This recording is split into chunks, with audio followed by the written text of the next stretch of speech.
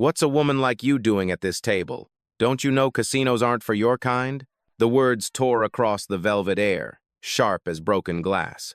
And before the sting could even settle, the real humiliation struck. The casino mogul's white daughter, draped in a blazing red dress that clung to every curve, reached forward. With one hand still holding her glass of wine, the other shot out, tangled in the black CEO's neatly bound hair. She yanked hard. The CEO's head snapped sideways, her sleek bun pulled down, strands breaking loose under the violence.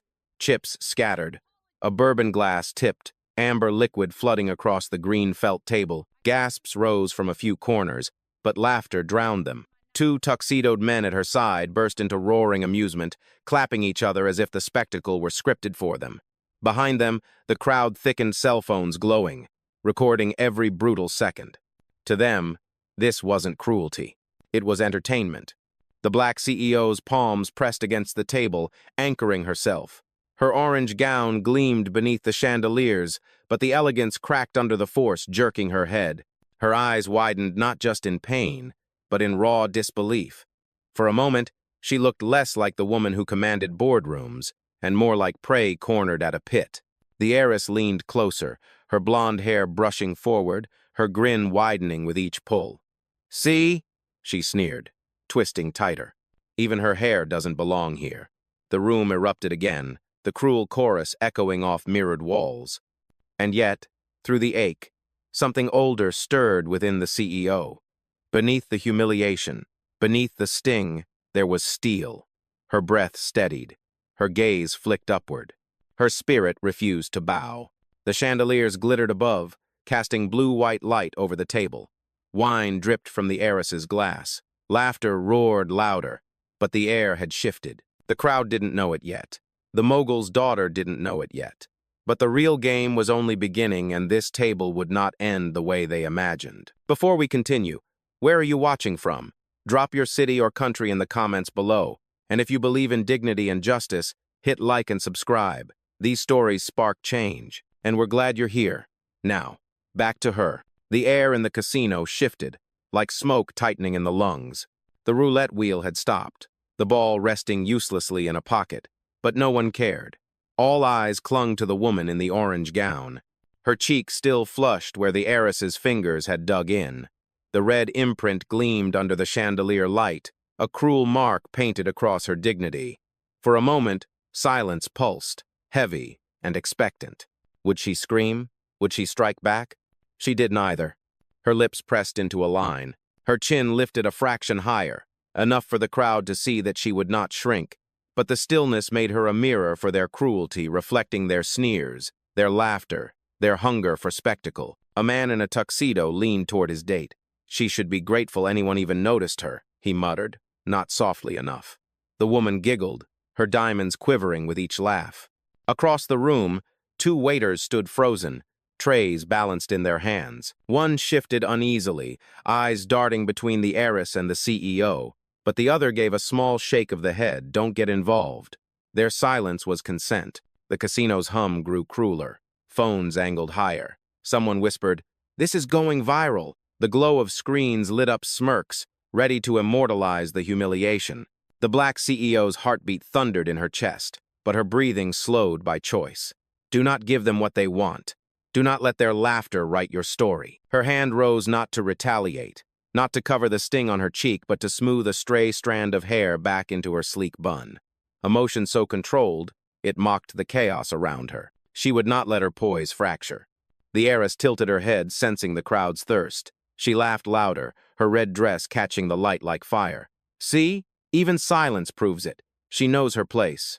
Laughter rippled outward, echoing through the crystal and neon. A security guard, broad-shouldered in a black suit, glanced at the heiress, then at the CEO. His eyes narrowed, not with protection, but suspicion, as though the one who had been struck was the problem. His hand rested lazily on his earpiece, waiting for a nod from the wrong person. The black CEO caught his stare, let it pass over her like smoke. She had learned long ago, when power pretends not to see, it is never blindness, it is choice. Her chest rose and fell. The sting on her face deepened into heat, but her gaze remained steady. The casino, with its marble floors and gold inlays, was meant to intimidate, to crush dignity under glitter. But she had walked through darker corridors and left them hers. The crowd leaned closer, sensing blood in the water. The heiress smirked, lips painted red to match her dress. She was certain she had won. But storms do not announce themselves with thunder. They build in silence.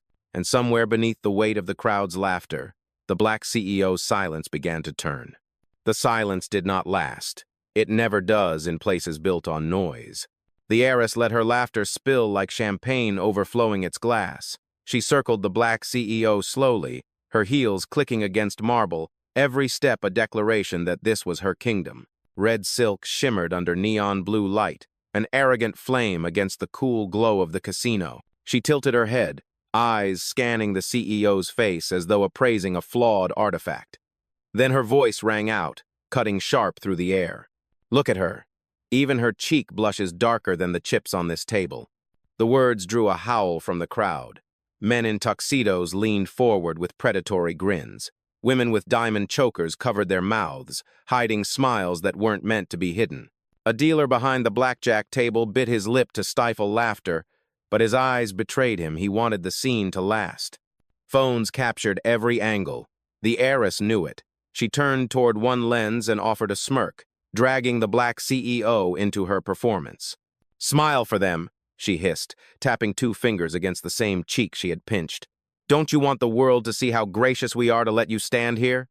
The crowd roared again. Someone at the bar shouted, "Take her picture with the loser's table," and more laughter followed, bouncing off crystal and brass.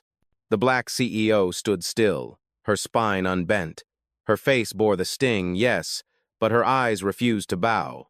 Silence wrapped her like armor, though every word clawed at her skin. The heiress leaned closer, her whisper sharpened for cruelty. "People like you don't sit at my father's tables. People like you serve the drinks, or clean the floors." Gasps of amusement filled the room. A young man raised his glass. "Cheers to that." Champagne spilled onto marble as others joined the toast, raising flutes not in celebration, but in mockery. The casino had become a stage, and the heiress was star of the show. The black CEO was forced into the role of the fool, at least. That's how they scripted it. Her hand curled slightly at her side, the only sign of the storm beneath the surface. Her nails pressed into her palm until her skin tingled, but her face, her posture, remained a study in restraint. "Not yet," she told herself. "They think this is power. They think this is control. Let them choke on their laughter. Their empire is built on arrogance, and arrogance blinds faster than darkness." Across the room, one older man in a white dinner jacket watched with unease, his lips pressed thin, but he said nothing. His silence joined the chorus. The heiress spun dramatically, facing the crowd. "Tell me," she said, her voice carrying like a dealer announcing a jackpot. "Doesn't she look out of place here? Doesn't she?" The crowd echoed, "Yes, yes." Their voices beat against the black CEO like waves against stone. And yet, stone does not break under waves. It shapes them, redirects them, waits for the tide to turn. The black CEO's eyes narrowed, but not at the heiress. She looked past her to the glowing poker tables, to the dealers shifting uncomfortably, to the managers watching from the mezzanine, to the empire that thought it owned her silence. They had no idea what silence could do. The casino floor pulsed with the rhythm of mockery. Music from the grand piano faded into the background, overtaken by laughter and whispers. The heiress's voice had become the anthem of the room, and the crowd followed its tune. Guests who might once have looked away now leaned closer, feeding on the cruelty like moths to flame. Some hid behind polite smirks, but their silence betrayed them. Others recorded boldly, their cameras reflecting the humiliation in bright rectangles of light. Every second of stillness was being preserved, shared, consumed. The black CEO could feel their eyes, sharp as daggers. She was no longer a guest. She was prey. A couple at the roulette table turned their backs deliberately, signaling she did not belong. A dealer adjusted his tie nervously, then shifted his chips as though rearranging distance. Even the waitstaff retreated, their trays pulled closer to their chests, afraid of being caught in the storm. Then came the whisper. A man in a tailored white tux leaned to his companion. His words carried just enough to reach her ears. "She shouldn't even be here." And The words struck harder than the fingers that had pinched her cheek, not because of their venom, but because of their familiarity. She had heard them all her life at board meetings, in country clubs, in hushed tones behind closed doors. Now they echoed again, brazen, amplified by the luxury of this place. The heiress laughed at the man's remark and clapped her hands as though applauding a clever joke. Her friends joined in, delighted to turn cruelty into comedy. The black CEO's pulse hammered against her ribs. Her vision scanned the room not for allies, for there were none but for the truth in their eyes. Not one face bore the courage to break the silence on her behalf. Not one hand rose to stop the spectacle. The security guard's stare deepened, suspicion etched into every line of his jaw. He didn't see a victim. He saw disruption. His hand brushed his earpiece again, ready to escort the problem away, not the heiress, but her. The weight of it all pressed heavy, but she stood rooted. Her gown glowed orange against the neon and crystal, a lone flame in a room eager to smother it. Her breath slowed deliberately. Inhale, exhale, control. Every second of restraint was resistance. Every refusal to bow was defiance. Still, the laughter stabbed. The whispers bled into her skin. Isolation wrapped around her shoulders, cold as steel. The heiress leaned in once more, her red dress brushing dangerously close. Her whisper was loud enough for everyone to hear. "You see? Not one person here stands with you. That's because they know the truth. You'll always be outside. Always." The crowd chuckled at the cruelty, their complicity sealing her isolation. The black CEO's gaze lifted not to the heiress, not to the crowd, but upward, past the chandeliers, into the mirrored ceiling. She saw herself reflected there, tall, poised, unbroken. Even surrounded by disdain, her reflection stared back with the dignity they could not take. Alone does not mean powerless, she reminded herself. Their laughter is loud because their fear is louder. And tonight, they will learn why. The casino hummed on, oblivious to the shift beginning in silence. Her chest tightened, the sting in her cheek pulsing like a brand. Around her, laughter swelled and echoed, but inside, silence grew larger, heavier, more commanding. She closed her eyes for half a heartbeat, letting the sound of chips clattering, cards shuffling, and champagne fizzing fade into a blur. The casino was a theater, yes, but she had seen this play before. Different actors, different chandeliers, but always the same script. You don't belong, you're less, you're a joke. Her memory betrayed her with sharp clarity. The conference room years ago where an executive chuckled and said, "Pretty smile, but leave the thinking to us." The bank lobby where a manager glanced at her skin before saying, "We don't usually open accounts this large for people like you." The boardroom where silence fell the moment she entered, as if her very presence cracked the marble table. Each time she had swallowed the sting, not because she was weak, but because she understood power. Power doesn't shout, it waits. It endures. It listens until the perfect silence can crush the loudest laugh. Her lips parted now, not to speak, but to breathe through the fire. Slow, deliberate, her gaze locked forward, unbroken. Dignity isn't begged, dignity isn't defended. Dignity stands tall, even when mocked, even when bruised. The crowd wanted her to crack. They wanted a scene, anger, tears, a raised voice. They wanted confirmation of their story, that she was fragile, unworthy, out of place. But she refused to give it. Instead, she let the silence shape her posture, shoulders squared, chin lifted, hands steady at her sides. Her presence became its own declaration. "I will not bow to arrogance," the heiress noticed. A flicker crossed her eyes, a tiny fracture in her smug confidence. She tightened her grip on the audience, raising her voice louder. "Look at her. She thinks standing still makes her strong. But really, it just makes her small." The crowd cheered, trying to drown the silence with noise. But silence has a way of expanding, pressing into the cracks of arrogance. The black CEO's heartbeat slowed. The sting in her cheek dulled. She thought of her journey here not just into this casino, but into every hall of power that once barred its doors against her.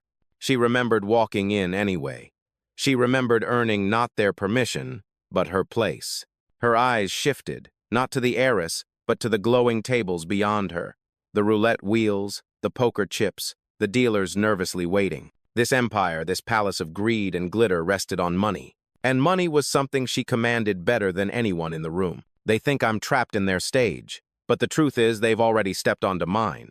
Her lips curved, not a smile, but something steadier, a promise. The crowd did not see it yet. The heiress did not understand it yet, but the tide had already begun to turn.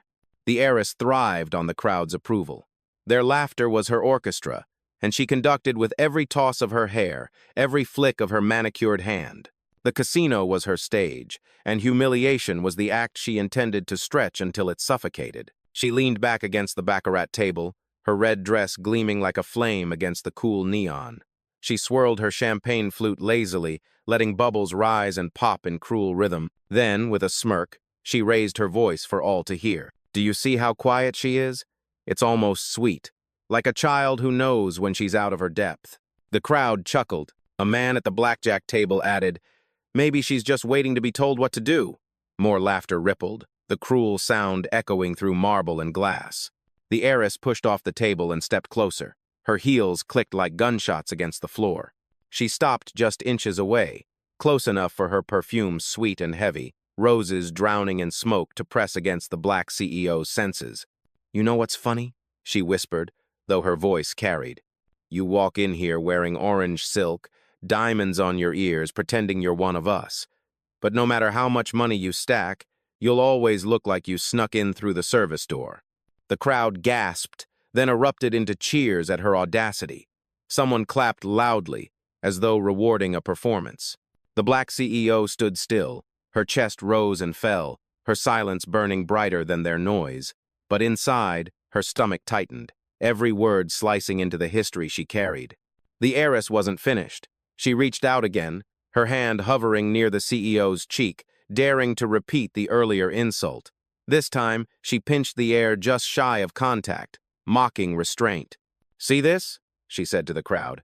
"It's like squeezing a doll. She doesn't even fight back, because deep down, she knows she can't." The room laughed louder, their cruelty emboldened by her lead. A man in a tuxedo slapped the table. A woman raised her phone higher, angling for the perfect shot. But the black CEO's eyes didn't flinch. They stayed locked, unwavering, a quiet flame refusing to be smothered. Her silence unsettled the heiress. For a moment, the smirk faltered. She quickly masked it with another sneer, tossing her hair. "Don't look at me like that. This is my father's house. These are our tables. And you're nothing but a guest overstaying her welcome." The crowd clapped again, eager to affirm her power. Even the dealers forced polite smiles, unwilling to disrupt the script. But beneath the glitter, beneath the noise, something shifted. The black CEO's hands remained at her sides, steady, her posture unbroken. Yet her eyes carried a weight the heiress could not name, a storm gathering without thunder. Let her gloat, the CEO thought. Let her believe she owns this room. The higher her laughter climbs, the harder the fall will shatter. The heiress lifted her glass in mock toast. To her, a living reminder that money can buy a dress, but never class. The room roared with laughter, the sound shaking the chandeliers. And still, the woman in orange stood tall, silent, burning, waiting. The laughter lingered like smoke, thick and suffocating. Yet as it echoed through the casino, something unexpected began to stir. The black CEO hadn't moved. She hadn't spoken. She hadn't raised a hand. But the stillness itself was beginning to change the air. It wasn't submission, it was defiance disguised as calm. Her silence spread like a shadow, creeping into the edges of the room. It made some guests shift uncomfortably, their laughter faltering. The dealers glanced at one another, unease flickering behind their trained smiles. Even the pianist, sensing the atmosphere, let the final note of his melody fade without starting another, the heiress noticed. And she didn't like it. She had expected begging, anger, tears, anything that would confirm her dominance. But instead, the woman in orange stood taller, her chin angled just enough to make the chandelier light crown her face. The flush on her cheek had cooled into steel, and those eyes, dark, unwavering, looked not at the heiress, but through her. It unsettled her. So she doubled down. "Oh, don't give me that look," she sneered, her voice sharp, desperate for control. She spun to the crowd. "Do you see this? She thinks silence makes her noble, but silence makes her small." Her audience laughed again, but the sound carried a strange edge, now less spontaneous, more forced. They were laughing because they had been told to. The black CEO's lips parted slightly. Not a smile, not words, just the suggestion of breath. The smallest signal that she was choosing restraint, not enduring it.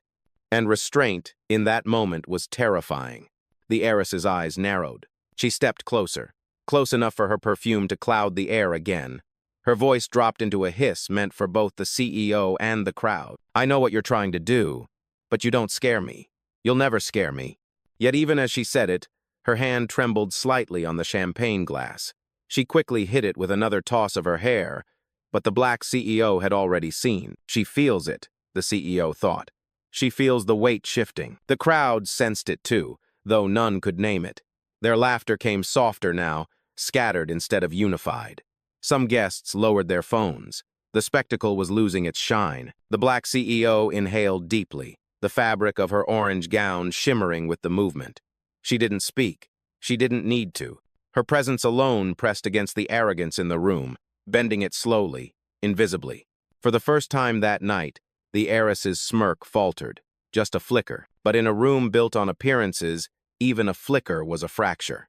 She tried to cover it with one final barb, louder than before. You can stand there all night, but you'll never be one of us. The words rang out, sharp, desperate, and the echo did not carry. The black CEO's silence stood taller than the noise. The casino no longer pulsed with easy laughter. The sound that once bounced from crystal chandeliers and mirrored ceilings now thinned, uncertain, like an orchestra suddenly off-key. The black CEO had not spoken a word, but her silence had become a force of its own. It filled the space between every laugh, pressed against every smirk, and stretched itself across the room like a quiet storm gathering above glittering tables. Guests who had leaned forward eagerly before now shifted back. Phones lowered slightly, some screens dimmed, their recordings had lost their thrill. The spectacle no longer looked like victory, it looked like bullying. And somewhere deep inside, they knew it. The heiress sensed the shift and bristled. She needed control. She needed their eyes locked on her performance. So she raised her glass higher, her voice slicing through the hum. Don't be fooled. She's nothing. She's nobody. A costume doesn't make her belong here. But the words hung strangely in the air. Forced. Defensive. The crowd's response was tepid. A few polite chuckles, a few murmurs, nothing like the roar from before. A man at the roulette table whispered to his companion, "She hasn't said a word, but look at her. She's not breaking." Another guest, a woman draped in emerald silk, studied the CEO carefully, her brows furrowed. She wasn't smiling anymore. She wasn't laughing. She was wondering. The black CEO stood poised, every detail of her appearance sharpened by the tension, the orange gown flowing like fire under neon blue, the bun pulled tight at the crown of her head, the diamonds catching fractured light.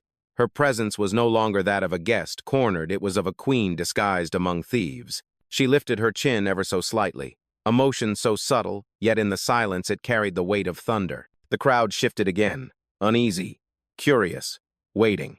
The heiress caught it too. Fear crawled beneath her skin, though she buried it under another laugh. She stepped closer, nearly nose to nose with the woman she tried to humiliate. "Don't you dare look at me like that," she hissed, her words cracked by something unsteady. "You think your silence makes you powerful? You're wrong. You'll always be beneath us." Her hand shot forward again, fingers grazing the CEO's cheek, but she hesitated, pulling back at the last second. For the first time that night, she didn't follow through. The crowd saw it, and the hesitation screamed louder than any insult. Whispers rippled. "Did you see that?" She stopped. "Why?" The black CEO's eyes did not blink. Her silence pierced deeper than words. And the heiress, desperate, trembling beneath the weight she could not name, tightened her grip on her glass instead. She lifted it high, forcing a laugh that rang hollow. But the crowd wasn't laughing with her anymore. They were watching her, watching how the cracks spread, and watching the woman in orange, who stood taller with every passing second. The tide was turning. The silence stretched until it became unbearable. The casino floor, once alive with cruel laughter, now buzzed with a different energy, uneasy, tense, expectant. The black CEO stood steady in her orange gown, her posture commanding the space as though she had built the marble floor beneath her heels. She had not lifted a hand, had not spoken a word. Yet the room bent toward her. The weight of her dignity was heavier than the weight of their arrogance. Eyes that once mocked now lingered. Whispers passed like cards across green felt tables. "Who is she?" Someone murmured near the bar. "I don't know," another replied. "But she's not ordinary." The heiress caught the shift and panicked. Her confidence faltered, and for the first time her smirk looked like a mask that no longer fit. She needed to reclaim the stage. Desperation sharpened her voice. "Don't just stand there," she shouted, her laughter too shrill to feel real. "Say something. Prove you're more than a dress and a borrowed seat at my father's tables." But her words rang hollow. The crowd didn't cheer this time. They watched, waiting not for the heiress, but for the woman she tried to break. The black CEO's gaze swept the room. Her silence pressed deeper, demanding their attention. Her eyes lingered on the dealers, the managers at the mezzanine, the men and women clutching their chips tighter. This empire thrived on fear, on silence, on spectacle. But tonight, the silence was hers. She finally moved just one step forward. The sound of her heel against marble cracked through the room like a gavel. Heads turned, breaths caught. The heiress instinctively stepped back. The movement was small, almost invisible, but the crowd saw it. And in that instant, the balance shifted. The black CEO didn't smile. She didn't speak. She simply let her eyes rest on the heiress, steady, unblinking. And the heiress trembled. Now they see, the CEO thought. Now they see who truly commands this room. Around them, the casino felt different. The chandeliers still glowed, the chips still clattered, but the energy was no longer owned by the heiress. It was owned by the silence, by the woman who had refused to bend. Guests who once sneered now glanced nervously at one another. The earlier laughter tasted bitter in their mouths. Some shifted uncomfortably, ashamed of their complicity. The heiress, cornered by an audience that was no longer hers, tightened her grip on her champagne glass until her knuckles whitened. She forced another laugh, brittle and sharp, but no one joined her. The black CEO let the moment stretch. She didn't need words to reclaim her dignity. Her silence had already done it. And yet, deep inside, she knew this was only the beginning. Because silence was her weapon, but truth and power were her victory still to come. The storm was gathering. The air inside the casino thickened, the weight of silence pressing heavier than the clink of glasses or the shuffle of cards. The black CEO did not need to raise her voice. Her stillness had already dismantled the heiress's control. But now it was time to move. Slowly, deliberately, she reached for the clutch bag resting against her side. The crowd followed the motion, their curiosity tightening like a coil. Was this the breaking point? Would she lash out? Would she stumble? Number. She pulled out a phone. Sleek, black, gleaming under the neon. She held it loosely in one hand, her thumb hovering as though a single press could reshape the night. The heiress scoffed, her voice too sharp, too quick. "What? You're going to call for help? Call your driver to pick you up at the back entrance? Go ahead, call anyone. This is my father's world, not yours." But her laugh didn't catch. It faltered when no one else joined in. The black CEO lifted her gaze from the phone, locking eyes with the heiress. Then she pressed a button and lifted it to her ear. The room went still. The roulette wheel spun idly, its ball clicking in meaningless circles. A dealer froze mid-shuffle. Every head turned, every ear strained for a fragment of her words. Her voice, when it came, was low but unyielding, calm, precise. The kind of voice that carried weight without needing volume. "Yes, it's time. Pull 4 billion. Effective immediately." Gasps broke the silence. 4 billion. The number crackled like lightning through crystal air. A few guests laughed nervously, thinking it bravado, but others recognized the tone. This wasn't a bluff. She ended the call without ceremony, slipping the phone back into her clutch as though she had simply ordered a glass of water. The heiress blinked rapidly, her composure cracking. "You're bluffing. Nobody moves that kind of money with a phone call." But the crowd wasn't so sure. A man in a tailored suit leaned forward, whispering, "She can. I've heard of her if it's who I think it is." The whispers spread like wildfire. Words tumbled through the room. 4 billion? Who is she? Did she say immediately? The black CEO let the murmurs ripple unchecked. She didn't speak. She didn't need to. Her silence was now gilded with authority, every second building the tension tighter. The heiress, desperate to reclaim footing, slammed her glass down on the table. You're nothing but a fraud in a dress. My father owns this place. You. But her words cracked, her voice straining against the weight of the silence, against the whispers she could no longer control. The black CEO tilted her head, her gaze steady, her presence unshakable. Then she took a single step closer, and the heiress stepped back again, this time without even realizing it. The crowd noticed, and in that step, the empire of mockery began to crumble. The murmurs grew louder, no longer whispers but restless waves rolling across the casino floor. Dealers hesitated mid-game, glancing nervously at pit bosses. Guests clutched their chips tighter, their eyes darting between the heiress in crimson and the woman in orange who had just moved billions with a single sentence. The chandeliers glimmered above as though holding their breath. The black CEO stood unflinching, the phone back in her clutch, her hands still. To her, the call was done, the decision already set in motion. But to the crowd, it was the beginning of something they didn't yet understand, and that made it terrifying. The heiress tried to rally, her voice shrill with desperation. She's bluffing. Don't listen to her. No one has that kind of power, least of all her. But her words landed flat. The crowd wasn't looking at her anymore. They were looking at the black CEO. Then it happened. A pit boss in a charcoal suit received a call on his headset, his brows furrowed, his posture stiffening. He whispered to a dealer, who whispered to another. Like dominoes falling, the ripple moved across the casino floor. Moments later, a manager from upstairs descended the grand staircase, his face pale, his phone glued to his ear. He pushed through the crowd, urgently scanning the tables, his voice low but frantic. Liquidity drop. 4 billion wired out.